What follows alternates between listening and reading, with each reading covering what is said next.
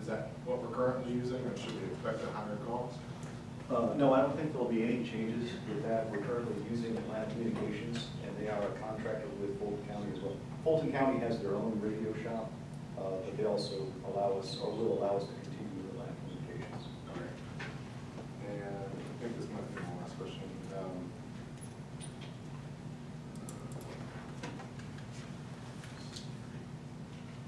On page 2, it also references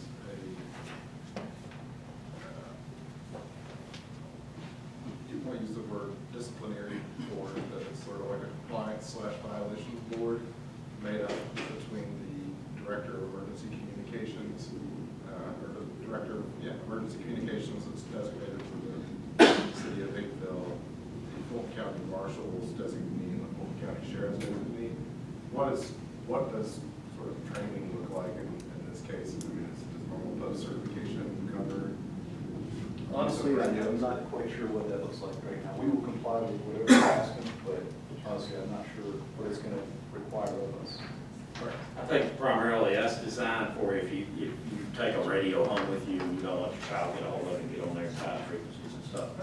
So just a proper, because there are FCC regulations involving radio transmissions as well. It applies because it jeopardizes Fulton County's license if we're misbehaving on the frequency that they're responsible. So it probably ties back to FCC, I would think. Chief, do you know how many radios do we have that's coming upon in the light? Every one of our radios, except for the most recent in the fire apparatus, as well as about 4 of our patrol cars. So there's We're hopping along, 50 or so, 50 some odd radios that are at the end of life. All right. Does anyone prepared to make a motion on this item? I move for approval to accept Fulton County Radio Service offer and authorize the mayor to sign all necessary documents. All right, motion to approve, is there a second? Second. Second discussion? Section 10 as well, where it references late penalties. Usually, I would think in a contract, if you're early payers, there's also a percent decrease. This is our motion in second, so it's sort of if it's possible, when we, I know this ends on December 31st, but if an amendment can be sort of presented to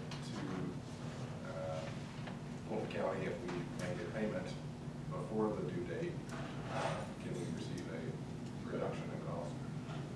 But it's not really a deal breaker for me. Okay. Any further questions? There being none, all in favor of the motion, raise your right hand. All opposed, same sign. Motion carries. Just a question for staff. When does the City of Atlanta coverage effectively end, or has it? Well, that's kind of our urgency today, because essentially we are in an agreement with them. So you have to give them some kind of notice? We will not, I think we can terminate effective immediately. That's what I'm looking for. Okay. But the clock is ticking, so every day that we're on it. We're having to pay their rates. Yes. All right, before we get into new business, we have 2 proclamations that I would like to see if anyone would mind us adding to take action upon. I've shown to the council. One is proclamation for National Police Week, and the other is a proclamation for emergency medical services. Is it week, Chief? The Emergency Medical Services Week? Yes. Okay. So, does anyone mind making that motion? I make a motion that we approve We'll modify the agenda. modified Yeah. agenda to have the proclamations for EMS Services Week and also the proclamations for National Police Week 2018. Okay, is there a second? Second. Second discussion. Being none, all in favor of the motion, raise your right hand. All opposed, same sign. Motion carried.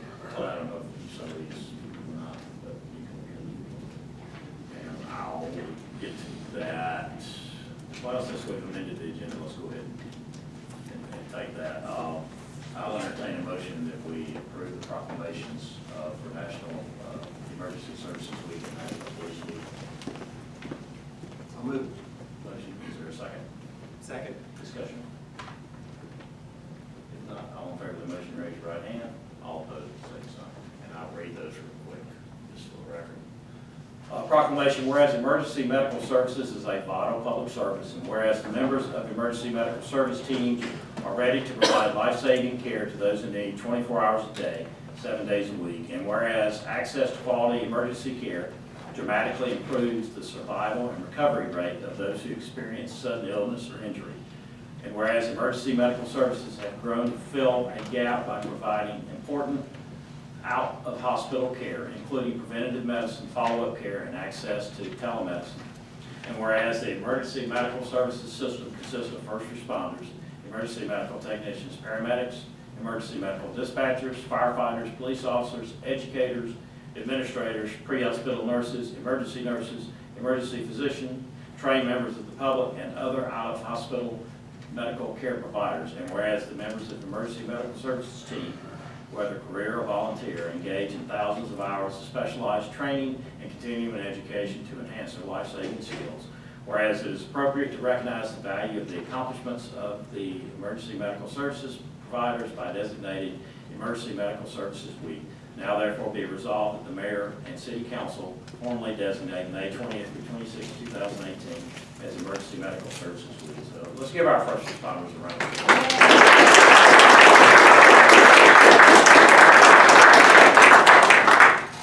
I'll sign that one, and then we have proclamation for National Police Week 2018.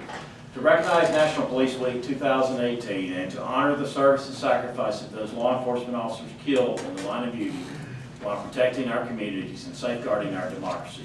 Whereas there are more than 900,000 law enforcement officers serving the communities across the United States, including the dedicated members of the City of Fayetteville Police Department. Whereas there have been 58,627 assaults against law enforcement officers in 2016, resulting in approximately 16,677 injuries. Whereas since the first recorded death in 1791, more than 20,000 law enforcement officers in the United States have made the ultimate sacrifice and been killed in the line of duty. Whereas the names of those dedicated public servants are engraved on the walls of the National Law Enforcement Officers Memorial in Washington, D.C.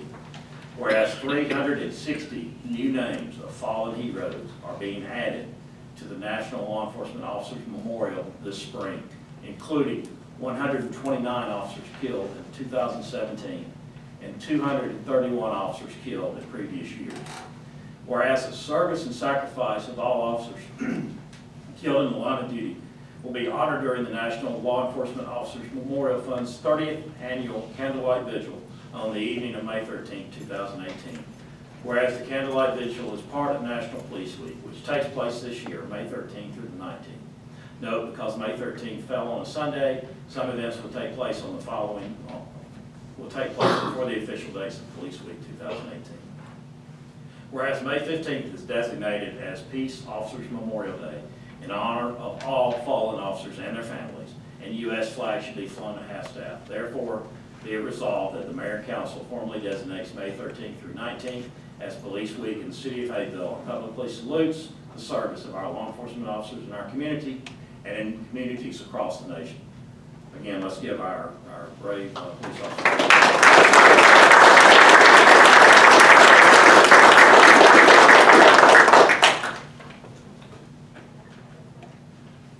All right.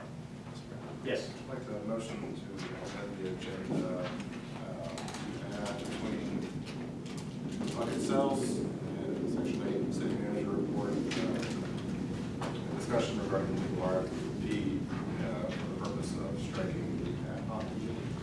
Okay. Motion to modify the agenda, is there a second? Second. Discussion. All right, there being none, all in favor of the motion to amend, raise your right hand. All opposed, same sign. Motion carries. All right, we're in new business now. Item 7.1 is a request from Generation in Focus to place a banner along the Just Lucas Park gate to advertise the May 19th Grand Reveal event.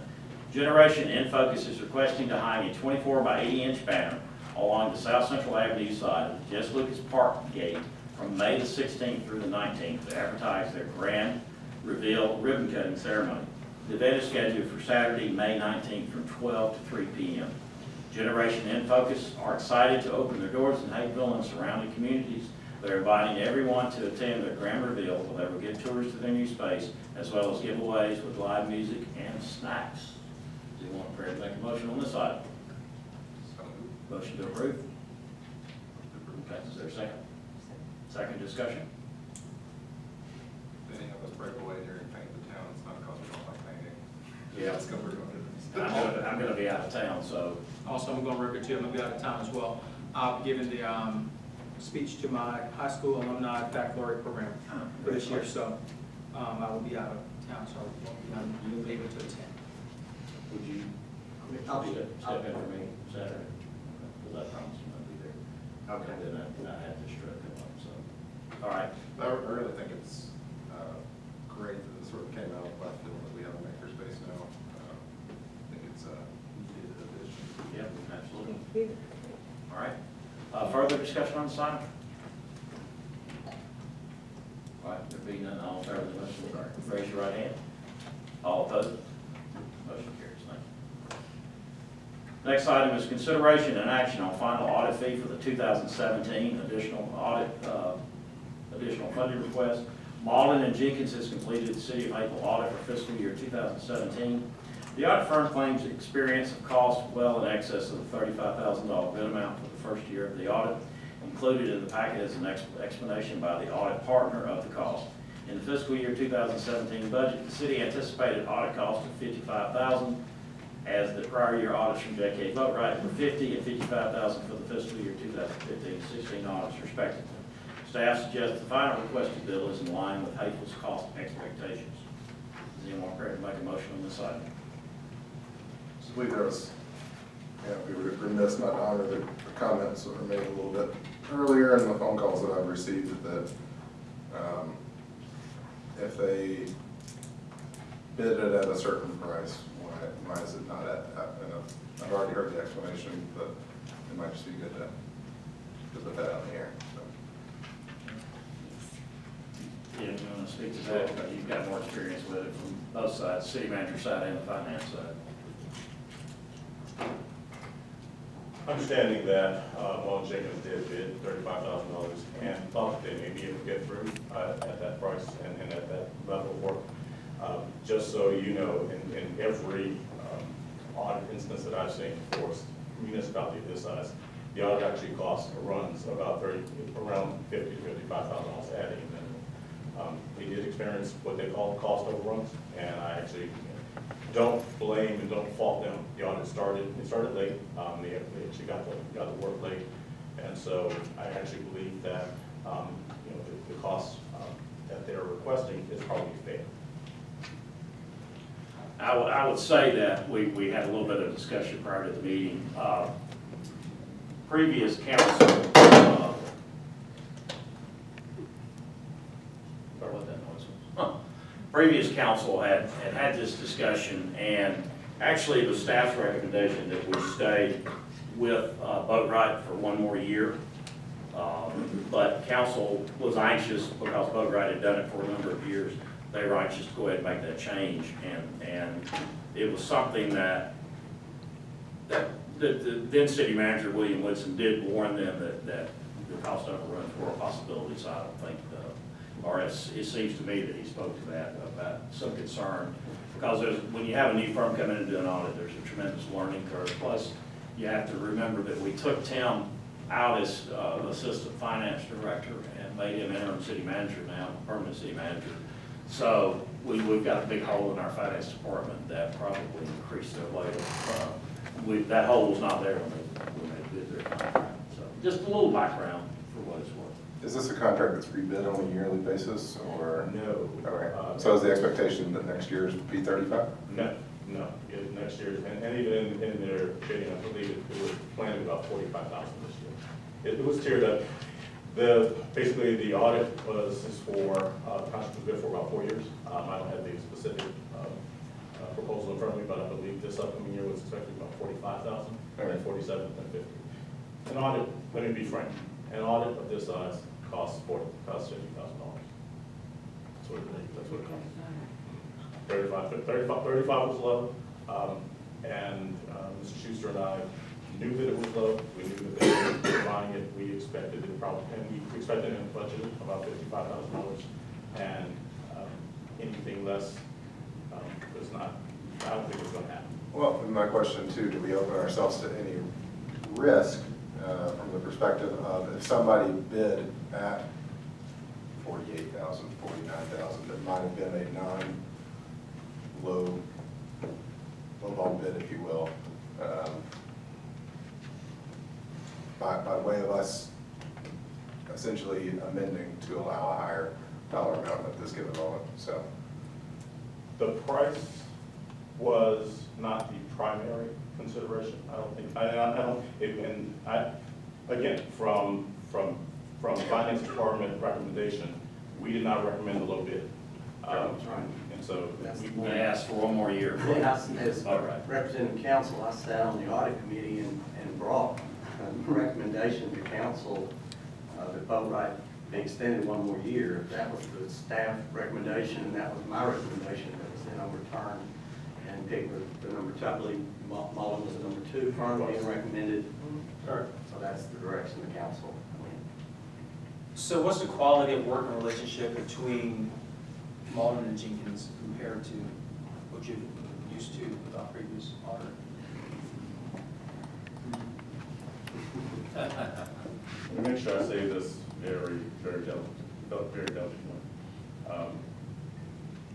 We had a long-standing relationship with Boatright, and Boatright actually staffed the audit at higher level individuals. And we had more partner time, more manager time than with Malden Jenkins. So it was a smaller firm. Smaller firm. Plus, what that also does is it helps to work through some of the partner issues, some of the partner questions, because you already have a partner answering questions as going to the audit. So the decreased staffing availability also could have added to this cost here. That's correct. I just have a question, and I know it wasn't staff decision, but I'm just thinking of, this is probably not the noise we have outages, this one's on. I'm just thinking of, like, I just recently had my roof repaired, and I knew it was gonna cost me a ballpark a certain amount of money. I would not hire someone who was gonna charge me a significantly smaller amount of money based on my research. So I'm just wondering, especially since like I would feel like I've been had I hired the low baller and they came at the same price as the people who did hire, who it sounds like may have done a better job. What options do we have now moving forward? We can continue, for the 2017-2018 with Malden Jenkins. Or if this council's decision, if we want to rebid, or we can make a decision, maybe at the next council meeting, as to moving to someone else. I, just so you know, as a CPA, as an auditor, I don't blame Malden Jenkins, for the local funds. It was something that was, again, likely found to happen with the late start, and the way that the audit had been run, and us losing staff. They are a fine firm. They are a well-known firm, and so there's nothing wrong with their audit and with their timing. I was not expecting anything less, even though I knew what the number was. And again, it's not, and it's probably just on record, that was not what the staff had recommended. Right. And I don't blame, I mean, I'm not a finance expert clearly, so I can't say one way or another. I just can say it looks bad. Yep. So what explanation do I have when people ask? Well, me part about of the it? driving factor, I think, behind council's decision was there were some mentions of forensic audit and some concerns about the city's finances. And I believe that council wanted to send a message to the public that we'll get a new set of eyes to come in there and look at our books. But I don't even think as a council, I think it looks bad on the part of the integrity of the firm to bid at a price that they knew, sounds like, with the conditions that were present, they could not fulfill their job at that price. I understand. I got myself in a bid situation today. I had a meeting with my business partner. He said, why did you bid this so low? And I looked over and I'm like, I don't know, I screwed up. And I've been doing it 40 years, so, I mean, people make assumptions and they make mistakes. I think because of their size, they're the largest auditing firm in the state, and I think they looked at the size of our city compared to audits that they're doing all over the state. And I probably figured it's gonna be easier than it was. I think they thought they could swoop in, bring a few people, knock it out. Again, we questioned, as I recall, their bid amount, but since they were not the firm being brought as a recommendation, we moved on from that discussion. I think it was more important I for agree, council. I agree it looks bad. I think it was more important for council at that time to change farms than it was to consider the drastic difference in the fee. Well, I agree with Councilman Alexander. It does look bad from an integrity perspective. But we have to be held accountable too. We didn't take the advisement of our staff, who had more, I guess, innate or inside knowledge about what an audit potentially would cost. And we decided to go with this particular group. So I don't think that it's fair to hold them accountable for their bid when we as an organization didn't listen to our staff recommendation. So I think that it's a big pill to swallow, but I think that we need to make the necessary adjustment accommodations moving forward in the future. Yes, I believe this council probably would put forth a higher level of scrutiny when it comes to future bids, especially in this kind of situation. From this experience, this is part of the kind of things that come up on occasion. So you have to dig a little deeper than the surface to figure out why it happened. All right, any other questions? Is anyone prepared to make a motion if there are no questions? Motion to approve. Motion. $55,000. Okay, motion to approve, is there a second? A second. Second discussion? There being none, all in favor of the motion, raise your right hand. All opposed? So the motion carries. Is that an affirmative? For me? Yes. Did you vote in favor of the Yeah, motion? you got me. Okay. That's all your hand Kind counts. of bottom line. All right, so the motion passes 3-1. All right, next item up is consideration and action to renew financial services agreement with Piper Jaffray and Company and to authorize the contract. The following agreement, which is attached to our agenda tonight, is agreement for Ed Wall of Piper Jaffray to continue as a financial services advisor for the city, primarily for the purposes of bond consultation issuance. The term of the agreement is 3 years unless earlier terminated. I think this was part of a comment raised earlier, so did anyone have any questions or comments or prepared to make a motion on this item? I just had a comment on a comment made earlier. Said that we don't have any recourse to terminate services. It does give us a 30-day out with written notice, and then our issues with performance aren't remedied, then we can terminate services. And again, I'm not an expert in this kind of thing, like people who work with contracts. I do know that, for instance, severance packages are common in some fields. I don't know about financial services, but the termination agreement, if the agreement isn't terminated by the end of the original agreement time period, an example gave, it said the original agreement was 8 months and the services were terminated at 6 months, then the fee would be multiplied by 6/8. That would be for the 6 months of the 8-month term for services that were completed during that 6-month term. Yes, you can. Y'all have any objection to Mr. Wall addressing the question? No. That's what I was asking for clarity. So, I hate making mistakes, even worse when it all catches. So that whole termination section ought to be different. So I told my secretary to make a contract the same as the one y'all had before. And in it, that 6-8 thing that you're talking about, Councilwoman Alexander, it's not in the original one. So my firm has a template, so when my 20-year assistant does a contract, she clicks various options under the various headings, like the terms, the fee, and this, and then she clicked the wrong one.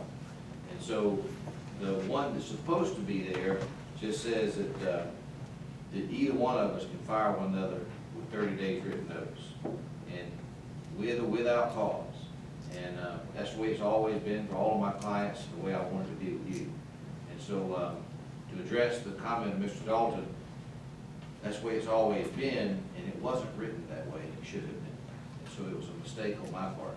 So I wanted to change the termination section, to not be what's there, but just to say, within 30 days written notice, y'all can fire me, I can fire you, at any time, with or without cause.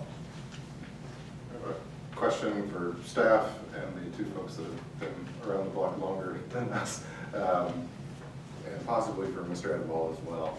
What does non-performance for a financial advisor look like in your opinion? Well, so with me, if they all giving me a task and I didn't do it right, or Moody's or Standard & Poor's had a credit rating and it lowered it, and you didn't know it, you didn't have a chance to do it. If I showed up to a meeting drunk, if, I mean, you know what I'm saying? That's what it is. So my performance is to help you negotiate transactions, help you sell debt. If I sold your bonds at 5%, everybody was getting 3%, that's non-performance. Right. So just the primary failure in your fundamental functions. Yes.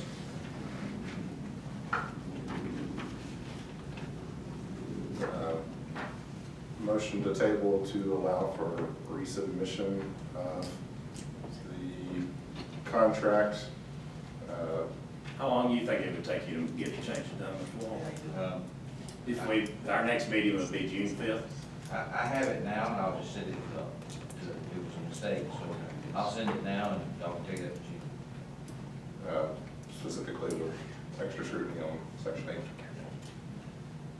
All right, motion to table, is there a second? A second. Okay, discussion. So with that section gone, I think I'm not scrutinizing, I'm asking for clarity. Does that also mean that if you're terminated, then you're terminated and compensated for the amount of work done prior to being terminated? Correct. So if you say we were doing a bond issue, and that fee is 1% of the bond issue, let's say the bond issue was $5 million, that'd be $50,000. If you hadn't closed on the bond issue, you don't owe it to me. If I had that month done $1,500 worth of work at that $225 hourly rate, and you fired me, you'd owe me the $1,500, but not the $50,000. So it's whatever I've actually worked up until the date of termination. I'll send a bill to you. Yeah, and I was just putting out, I don't see the issue with that. If I get fired on Wednesday, I want to be paid Monday, Tuesday. Yeah, exactly. Well, yeah, that's how we all work. So let me ask this question here. Let's say, as an alternative to tabling this, that if we decide to go ahead as another option to approve this, but strike the language that's in there now with the addition of what the contract he sends over to you, would that be beneficial? Would that be appropriate? It could work. I mean, it's not, I don't know, I'll defer to the attorney. The only problem I would have is the fact that that language is in a public disclosure of what we're gonna be talking about tonight. And that's a pretty substantive piece of the contract. That changes the nature of the contract, or at least one term of the nature of the contract significantly. I would not advise that. I think that it's different when you're striking something minutiae or adding something that, for clarification, but to the marriage point, that's pretty substantial. And I'm good with it too, so I'm okay. And so that leaves us essentially acting in a default position of an extension of prior year contract at the current moment until 2 more weeks. Yeah, I would think so. 3 weeks, Is your contract currently in force that we have now? It expired in February, so, I mean, if I do work for you and you don't pay me ever again, then I can do that. Let's see if we can't work the package to the Yes, bottom. We're gonna bonds and That's a big if, So I'm good with that, yeah, I'll continue to work for you, everything's fine. All right, so motion to table and we're in discussion. Is there any further discussion? All right, if not, all in favor of the motion to table, raise your right hand. All opposed, same sign. Motion carries. Thank you, Mr. Wall. Thank you, sir. Thank you, Mayor. Thank you. Next item is a consideration and action to enter into an agreement with the Atlanta Regional Commission for the implementation of its LCI master plan recommendations for the wayfinding and Virginia Avenue roundabout study and demonstration project. On February 15, 2018, the Atlanta Regional Commission awarded the LCI study grant award of $70,000 to the City of Haverhill for the implementation of its LCI master plan recommendations. The city would provide a 20% match of $17,500.